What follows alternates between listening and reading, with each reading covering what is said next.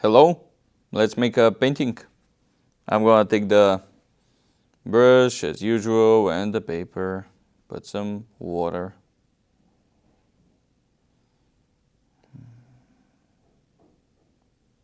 Alrighty, I think it's in the frame. And the water all over the place. Maybe in the middle. Maybe some trees there. I always love it when I put like water and the painting is like, hey, I want to do this, and then you just need to put the paint and let it work. I'm gonna take some pink directly from the tube, just raw color, and make trees, I guess. Yeah, it's look like a trees.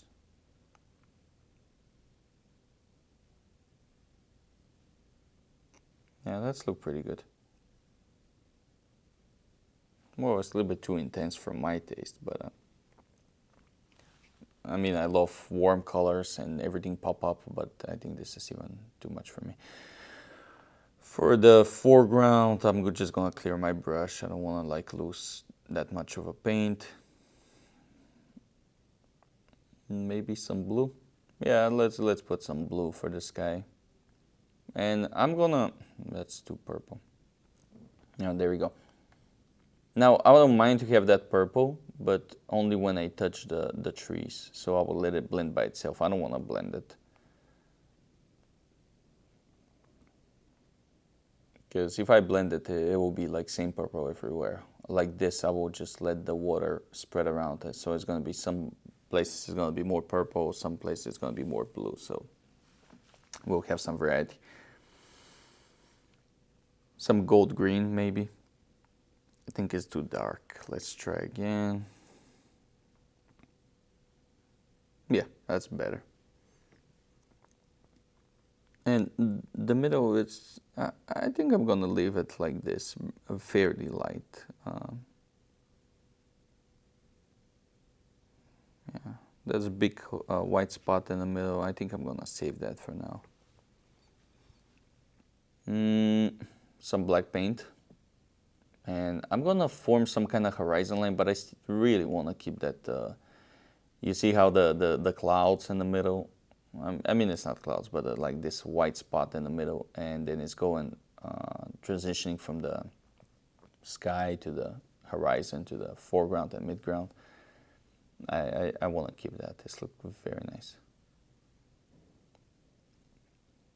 Just under the trees. It's gonna help with the horizon line, also it's help with some shadows, and maybe later I will spread it around a little bit so we can have a little bit more going on the painting. And I will let it, the reason I'm not using black wash right now is because I want this black to spread around a little bit. With the black wash, it's still spreading around, but it's more like firm, so I still want that effect from the watercolor. Maybe some lines on the foreground.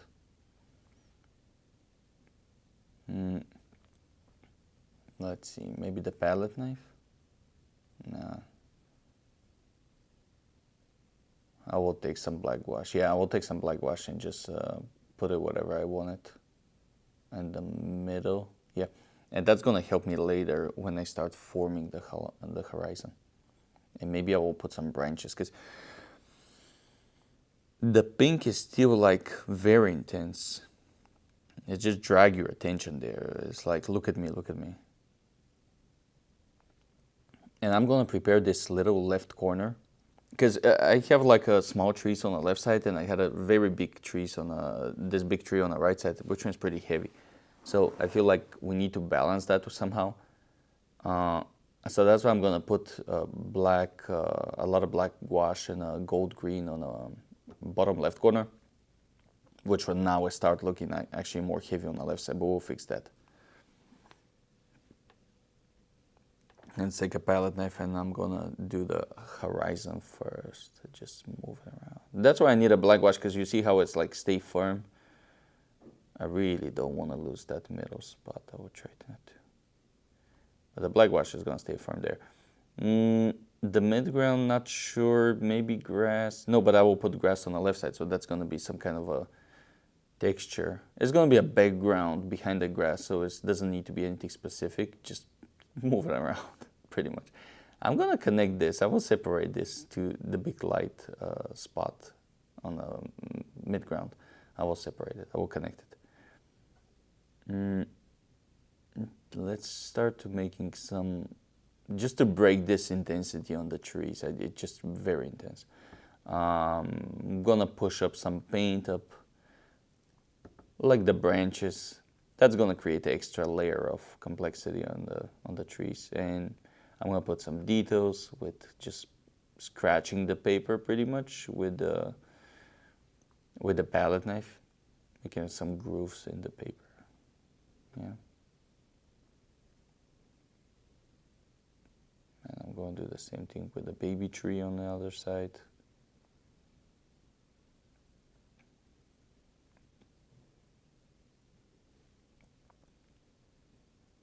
Yes.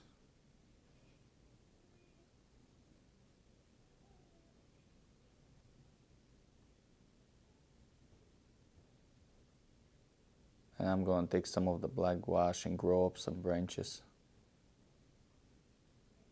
That's going to put some final touch in our painting.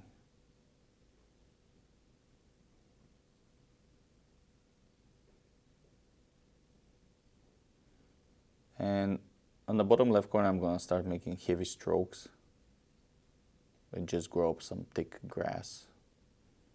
And that's going to balance everything, so we can have a very intense foreground.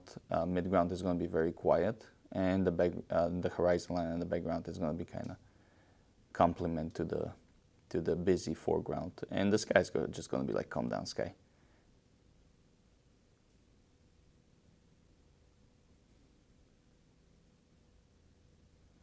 Just heavy strokes.